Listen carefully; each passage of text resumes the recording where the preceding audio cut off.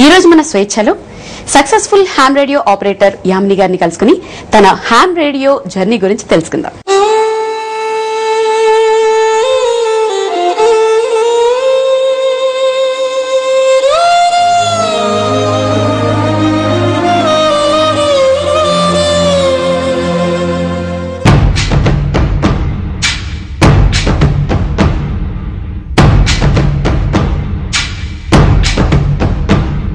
యామిని గారు, హలో అండి. Hello, welcome to Swechha. Thank you.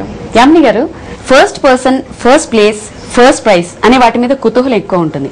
మరి అలాంటప్పుడు హ్యామ్ రేడియోలో మన దేశం నుంచి ఇతర దేశాలకు వెళ్ళిన ఫస్ట్ పర్సన్ మీరు, మరి మీ ఫీలింగ్ ఏంటి? ఈ అమెచ్యూర్ రేడియో ఫీల్డ్ అనేది ఇప్పుడున్న టెక్నాలజీ కాదు, ఓవర్ 120 years ముందు నుంచి ఉన్న టెక్నాలజీ ఇది మన దేశంలో కూడా. సో అలాంటి దాంట్లో చాలా మంది సీనియర్స్ ఉన్నారంటే ఎక్స్పర్ట్స్ ఉన్నారు ఈ ఫీల్డ్ లో. సో వాళ్ళెవరికి రాని 60 years ఆఫ్ ఇండియన్ హిస్టరీలో నాకు అలాంటి అవకాశం వచ్చినప్పుడు నేను నిజంగా నమ్మలేకపోయాను. ఇదంతా దేనివల్ల అంటే మా చైర్మన్ సూరి గారు, అంటే మా ఇన్స్టిట్యూట్లో నేను ఒక ట్రైనీ లాగా అక్కడ జాయిన్ అయ్యాను.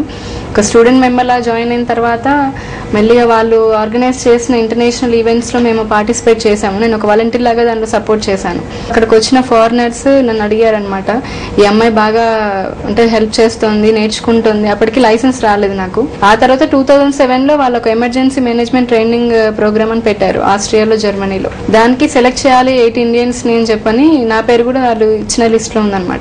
సో దాని నుంచి ఇదంతా ఈ ఆపర్చునిటీ రావడం జరిగింది. సో బ్యాక్గ్రౌండ్ స్టోరీ ఇదన్నమాట.